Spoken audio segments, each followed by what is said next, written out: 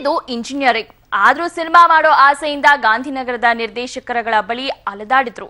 ಆದ್ರೆ ಅವಕಾಶಗಳಿಲ್ಲದೆ ಕೊನೆಗೆ reality show ಮೂಲಕ ಸೀರಿಯಲ್ ಜಗತ್ತಿಗೆ ಹೆಜ್ಜೆ ಇಟ್ಟ ಚಂದನ್ಗೆ ಈಗ ಒಂದೊಂದಾಗಿ ಅವಕಾಶಗಳು ಬಂದು ಬಾಗಿಲು ಬಡಿಯುತ್ತಿವೆ. ತುಂಬಾ ಜಾಣತನದಿಂದ ಕತೆಗಳನ್ನ ಆಯ್ಕೆ ಮಾಡಿಕೊಳ್ಳೋ ಈ ಕಿರುತೆರೆಯ ಹ್ಯಾಂಡ್ಸಮ್ ಬಾಯ್ನ ಹ್ಯಾಂಡ್ಸಮ್ ಮಾತುಗಳು ನಿಮಗಾಗಿ.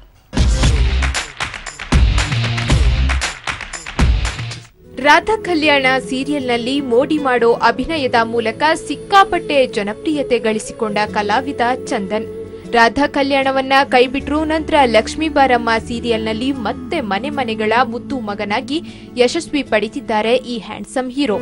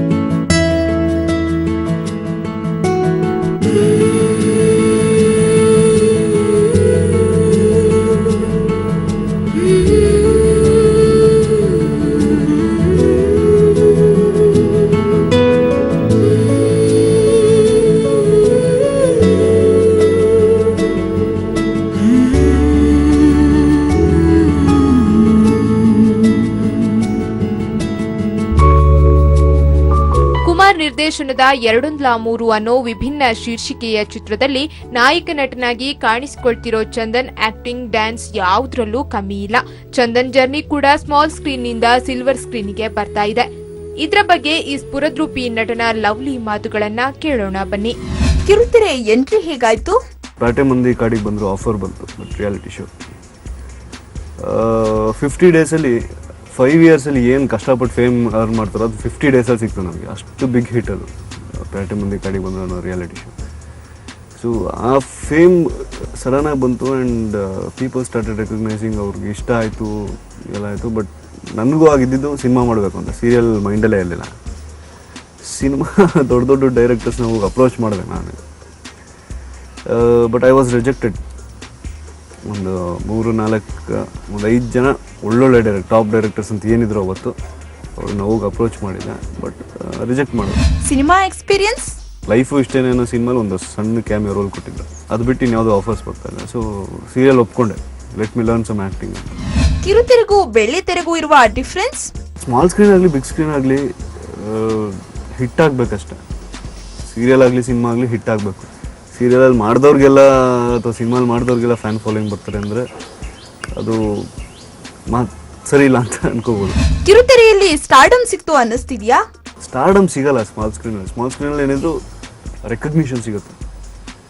ಒಬ್ಬ ನನ್ನಷ್ಟೇ ರೆಕಗ್ನಿಷನ್ ಇರೋ ಒಬ್ಬ ಬಿಗ್ ಸ್ಕ್ರೀನ್ ಆರ್ಟಿಸ್ಟ್ ಆ್ಯಂಡ್ ನಾನು ಜೊತೆಗೆ ಹೋದರೆ ಅವನ್ನ ಸ್ಟಾರ್ ಥರ ನೋಡ್ತಾರೆ, ನನ್ನನ್ನು ಮನೆ ಮಗನ ಥರ ನೋಡ್ತಾರೆ. ನನ್ನನ್ನು ಈಸಿಯಾಗಿ ಬಂದು ಮಾತಾಡ್ಸ್ಬಿಟ್ಟು ಹೋಗ್ತಾರೆ. ಬಟ್ ಅವನನ್ನ ಸ್ಟಾರ್ ಥರ ನೋಡ್ತಾರೆ, ಅವ್ರನ್ನ ಅಷ್ಟು ಈಸಿಯಾಗಿ ಮಾತಾಡ್ಸಲ್ಲ ಅಂತ ಅಂದ್ಕೊಂಡಿದ್ದೀನಿ. ಇದು ಎಕ್ಸ್ಪೀರಿಯನ್ಸ್ ಆಗಿದೆ, ಅದಕ್ಕೆ ಹೇಳ್ತಿರೋದು. ಸೊ ಇಲ್ಲಿ ಸ್ಮಾಲ್ ಸ್ಕ್ರೀನಲ್ಲಿ ನನ್ನ ಅನಿಸಿಕೆ ಪ್ರಕಾರ ಸ್ಟಾರ್ಡಮ್ ಸಿಗಲ್ಲ. ಬಿಗ್ ಸ್ಕ್ರೀನ್ ಬಗ್ಗೆ ಏನು ಅನಿಸ್ತಾ ಇದೆ? ಸ್ಮಾಲ್ ಸ್ಕ್ರೀನಲ್ಲಿ ಹೇಗೆ ಜನ ಸಪೋರ್ಟ್ ಮಾಡ್ಯಾರೋ ಹಾಗೆ ಬಿಗ್ ಸ್ಕ್ರೀನಲ್ಲಿ ಸಪೋರ್ಟ್ ಮಾಡ್ತಾರೆ ಅನ್ನೋ ಹೋಪ್ಸ್ ಇದೆ. ಸೊ ಈ ಒಂದು 2 ಸಿನಿಮಾ ಏನಿದೆ 213 ಮತ್ತು ಬೆಂಗಳೂರು 23 ಇದ್ರ ಮೇಲೆ ಬಹಳ ಹೋಪ್ಸ್ ಇಟ್ಕೊಂಡಿದ್ದೀನಿ. But still hard work matters.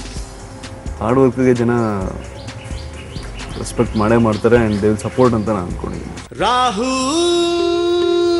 ಕಾಲ್ದಲ್ಲೇ ನಮ್ಗ್ಯಾಕೋ love ಆಯ್ತು. ಇದು 213 ಲೆಕ್ಕ ಫುಲ್ ಪಕ್ಕ. ಪ್ರೀತಿ ಪಡೆದು ಕಳ್ಕ.